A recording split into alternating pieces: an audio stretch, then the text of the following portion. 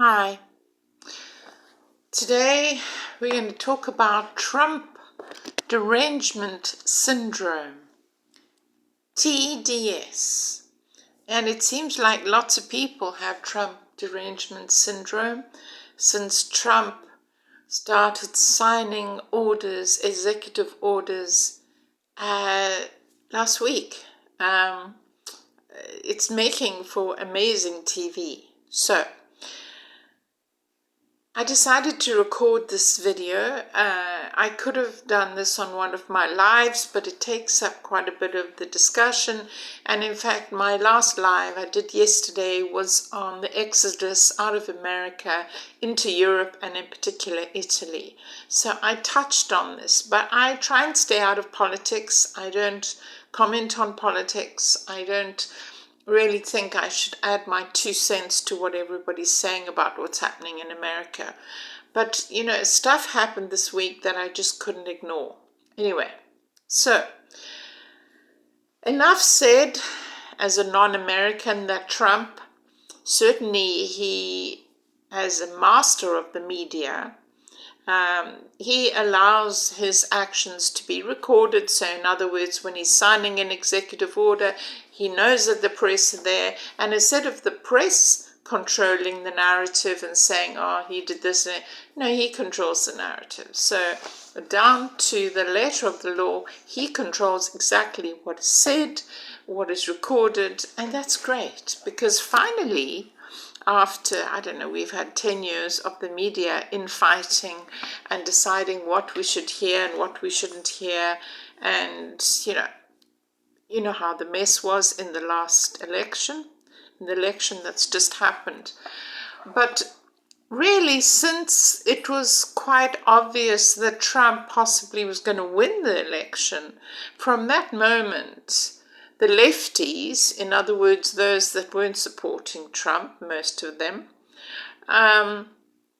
could not believe that this was happening. And so they felt betrayed by their fellow Americans. I don't know a time in history, and I'm well read. I read a lot of newspapers. I've always followed the media. I've been on social media since 2008 when it was just a fledgling.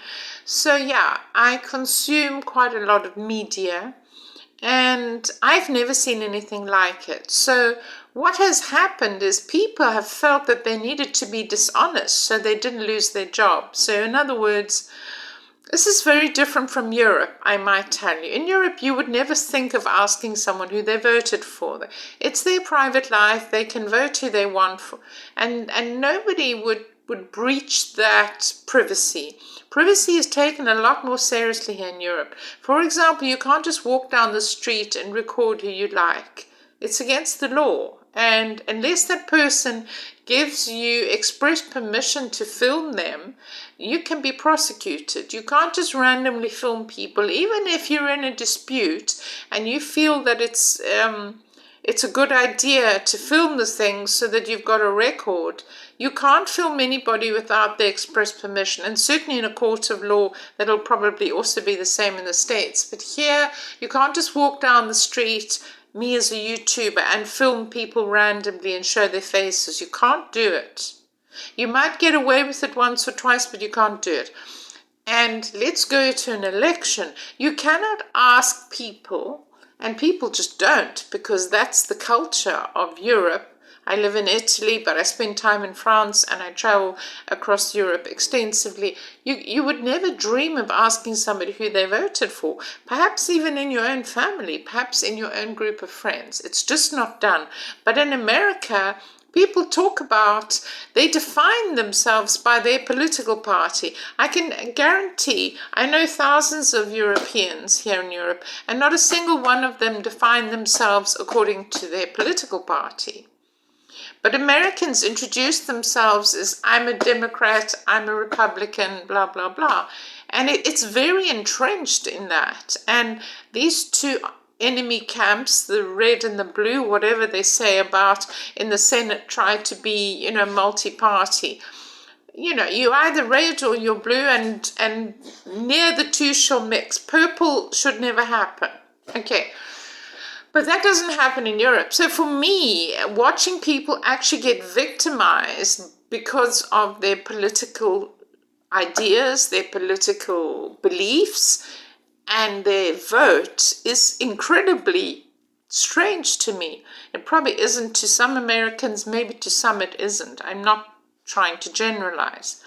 But watching some of the stuff that's happened this week when J.D. Vance did a news report, did an interview with a journalist, which was quite fractious, and the questions were quite hard and very driving as to the stance on the deportation policy and the fact that they've started to deport criminals out of America as Trump promised. And so this is the first major signs we've seen of the public, who are, a lot of them are deeply unhappy about Trump getting into power if they're not leaving or promised to leaving. Half of the celebrities have already promised to leave, but they promised to leave the last time he got in and they didn't. So anyway, apparently now they're serious, because now that he started to sign executive orders, people are enraged. They are furious.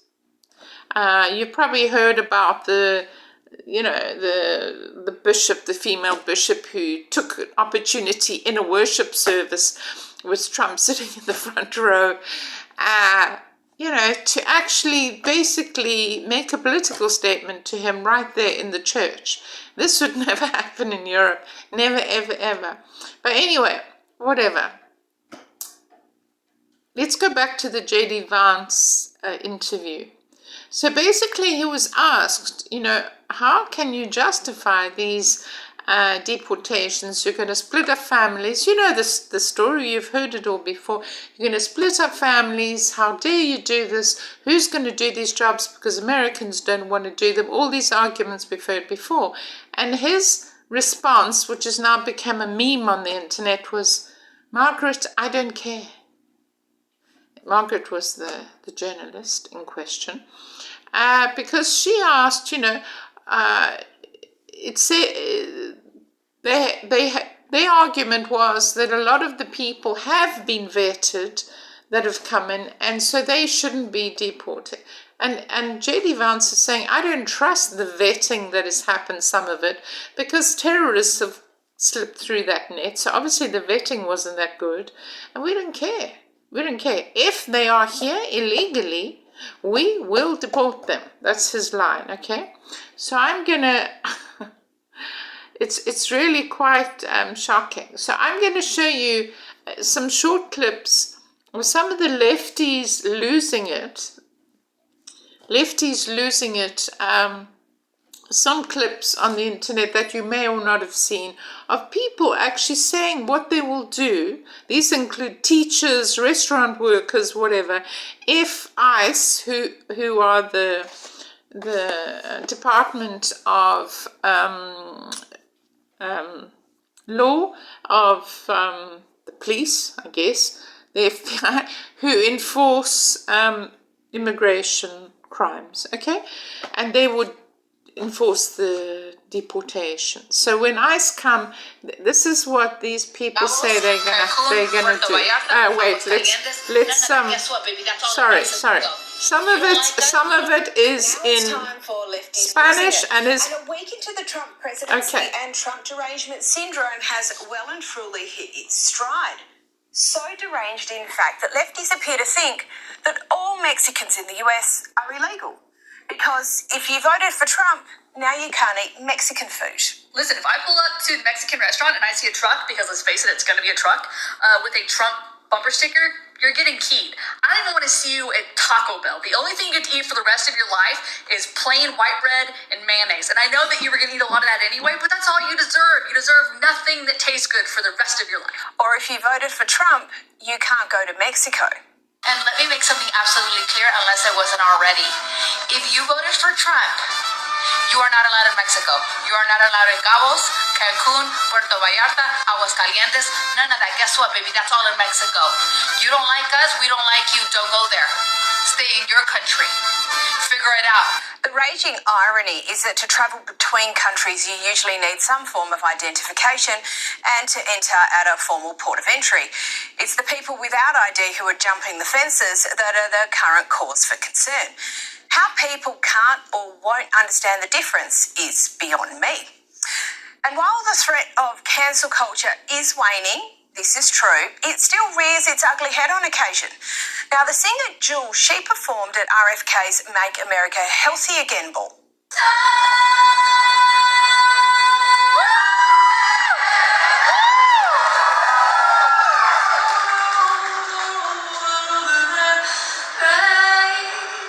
I hope I don't get taken down for copyright with such Jules. severe backlash that she had to issue an apology for causing pain.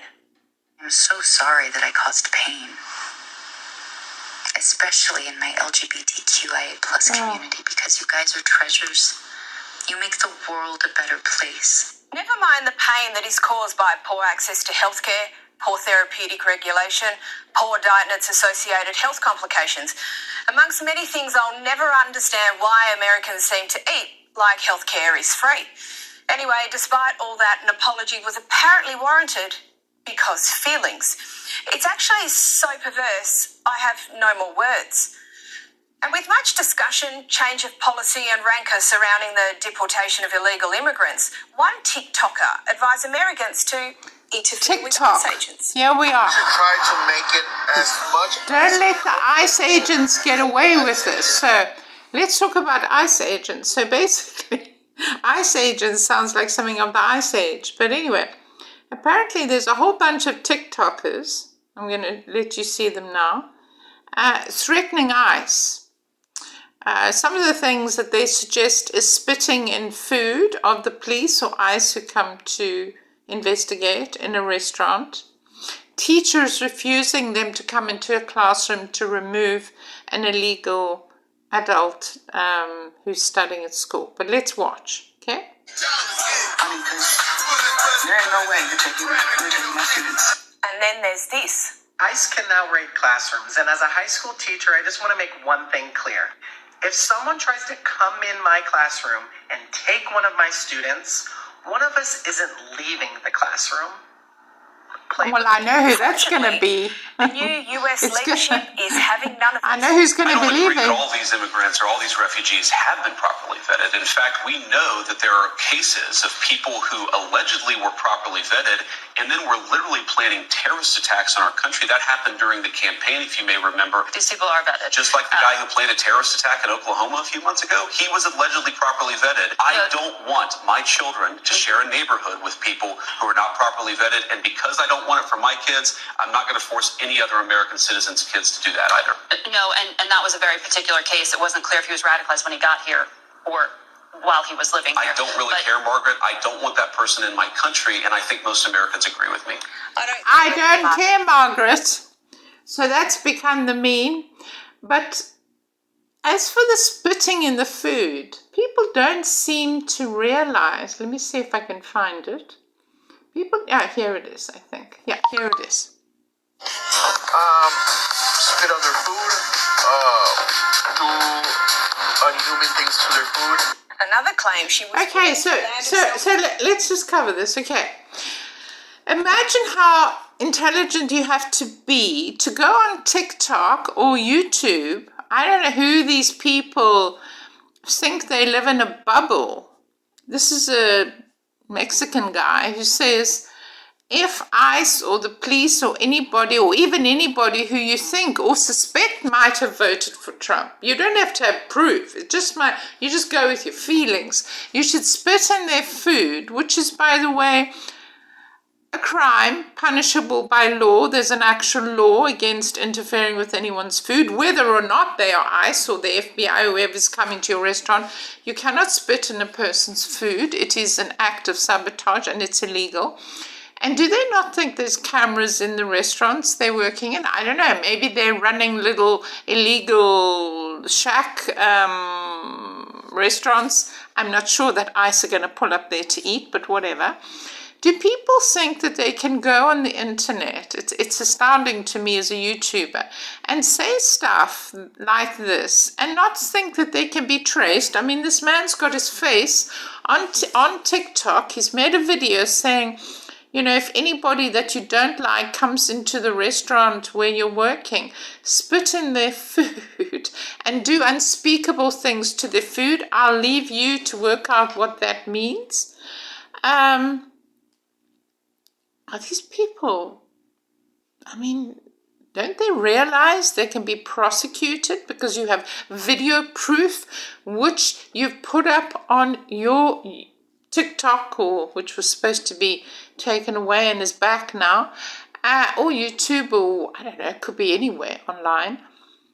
Do you think that the powers that be that are backing up ICE, the FBI, and all the power of the legal system in America can't track you down because you've got a video on TikTok? I don't understand how people get so bent out of shape. I mean, sure, be bent out of shape, be unhappy that your party didn't win, and be unhappy that some of your mates are going to be, or even your family are going to be deported, which, by the way, across the world, you need a passport to travel. Yeah, it's strange that. It's quite weird. And by the way, I live in Europe, and it is law, and has always been law. You cannot move around in a public place without your ID. It is law, and everyone understands it and everyone knows it. You don't need to carry your passport, but you need to carry your ID book. And if you're a tourist, you probably do need to carry your passport if that's the ID that you have on hand, because you can be stopped at any time, in any place, by the law, either a policeman, an immigration policeman, a tax policeman, or any form of the law, and you can be asked to identify yourself.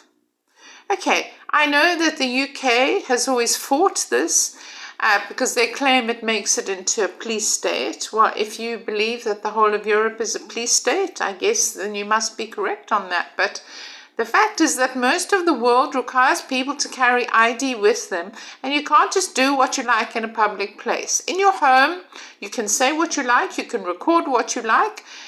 If you cause damage to another person or another person's property, that then breaches the law, and now it does mean that somebody, including the police, can look at the video that you made of you damaging the person or the property of that person, and that becomes a criminal offense. But apart from that, you can make any opinion you want in your own home until it becomes public, and then it's not your own home anymore. It is now public record. Okay, so these people saying that they're going to, imagine a teacher.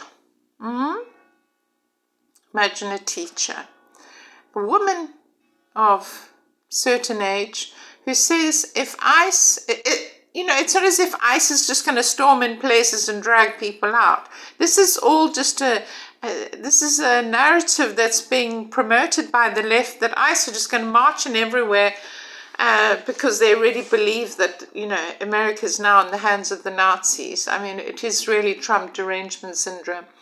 And they're just going to drag people out of schools and universities. No. It has been clearly spelled out, from what I understand. Correct me if I'm wrong.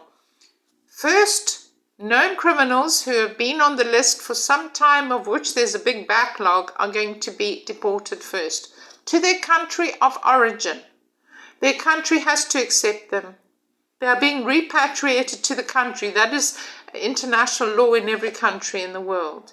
If that country, in the case of Colombia, which happened this week, refuses to allow their patriots to come back, that's what expatriate means, they're going to be deported to Colombia, then action will be taken against that country by the United States. And that's exactly what happened this week. Trump said, okay, you don't want your people back. That's fine. We will actually now act accordingly in terms of what you can and can't export, import, and do business with America. That is how countries operate. I don't know why so many Americans clearly weren't educated well at school or didn't study geography or history or anything, because this is not feelings. This is not, my feelings are hurt. You follow the law. And if you don't like the law, and if you don't like the president, you're free to leave. And you may not find it very easy to leave. Where are you going to go? You're going to come to Europe? That's fine. Believe me, if you have a problem with the law in US, you might have even bigger problem with the laws in Europe, because you're not allowed to just go online and say what you like about the government and denounce the government. So let's talk about this teacher who basically said, if they come into my classroom to remove a student, one of us won't go out alive. What does she think she is? Clint Eastwood? What's she going to do? Shoot the ice? I'm assuming she means the ice guy is going to die. Okay.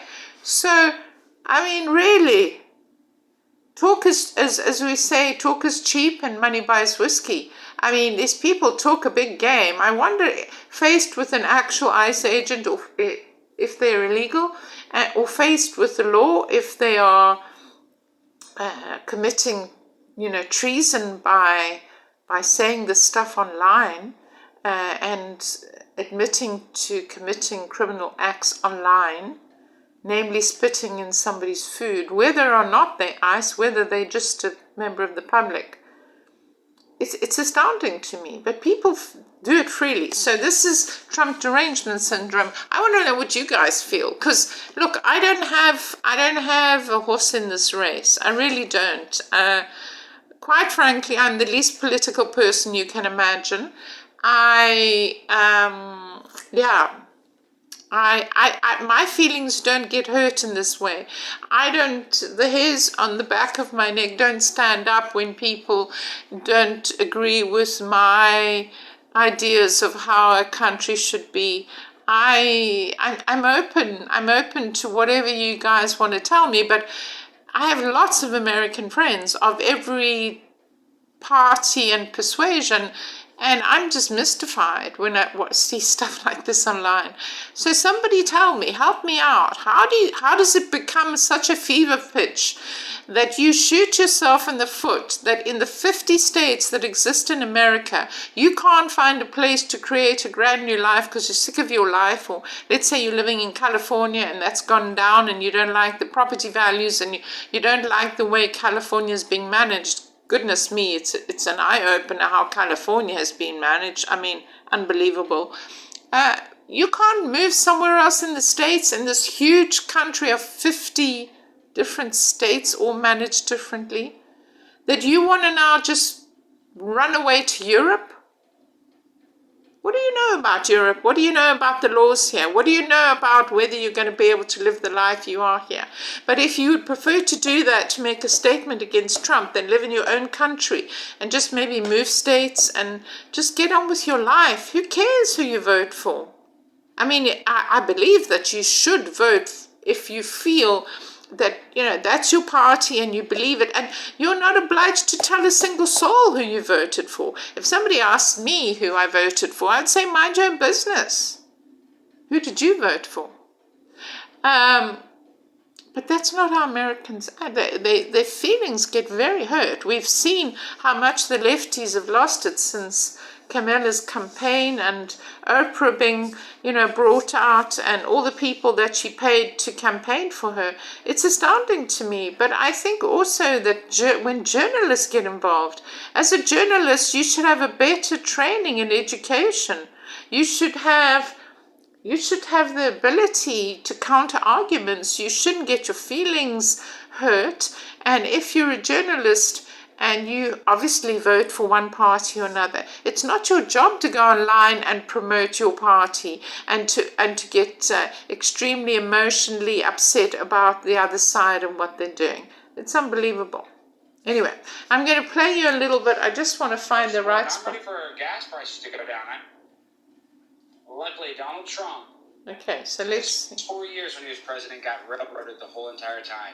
Okay, wait. So believe me, none of these are my opinions. But anyway, 99% of the files. There's still so much to go through, and that the Martin Luther King family didn't want some of the information to come out, because if you look at that information, there's some weird stuff that Martin Luther King maybe was doing some weird, nefarious stuff. Now, I think we're going to find out that a lot of people in America were doing nefarious stuff, and that's why they didn't want all this information to get out. But luckily, Donald Trump, in his 4 years when he was president, got railroaded the whole entire time.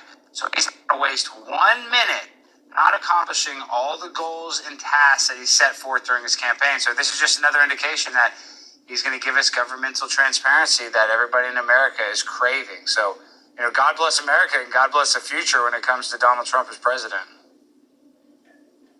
And he's definitely a lot more organised this time around. There were parts of his last term in presidency where they were a bit chaotic. This time here, he seems to have thought things through much better. Well, yeah, I think now, looking back, it was terrible that he didn't win in 2020, but really, this is probably the best thing that could have happened, because if it was the other way around and that he won, now he would be out of office right now, and they would be opening up the border. So it would be a total opposite situation, potentially, than what we're having now. So it was actually a blessing that he lost. Everybody got to see how terrible the country was doing under the Biden regime and the Kamala Harris regime. So now they're going to appreciate Donald Trump that much more. And I'm ready for our gas prices to go down. I know that's next. So just wait. The cost of living is going to go down for your average American very soon. Okay, so I want to hear from you guys, my readers, my listeners. Do you think that gas prices are going to go down?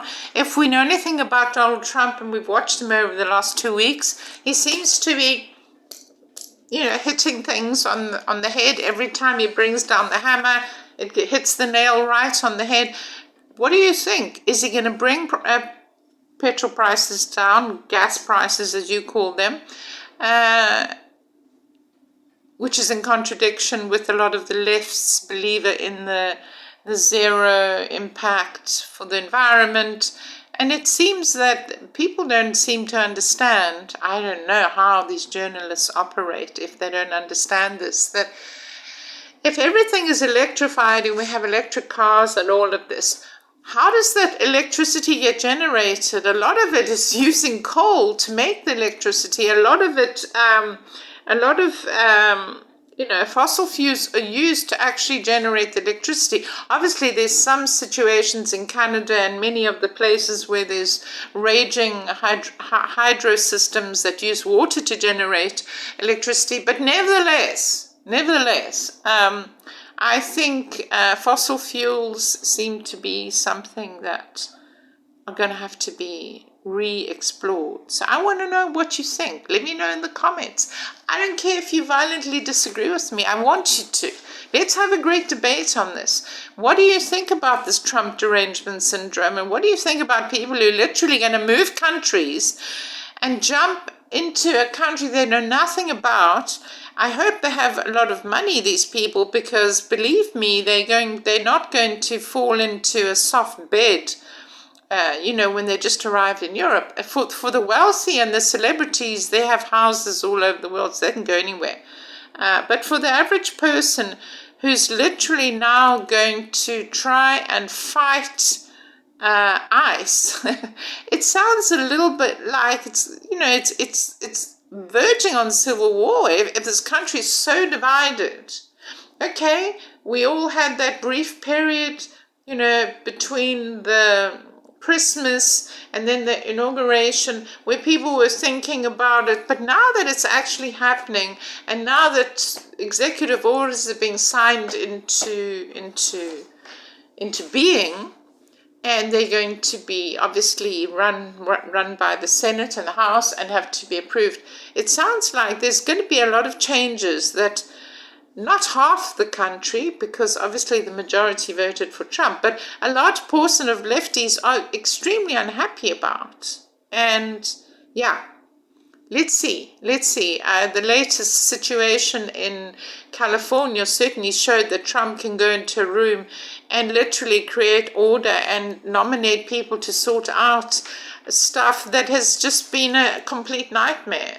But anyway, I'm interested. It's an interesting debate, and as I say, you could go online every day. Maybe you don't see this in America, maybe because I'm not in America, and some of the Australian journalists that were in these videos notice it more because we're not in America, so we're not surrounded by this. But if your vote and your political party defines you, does it?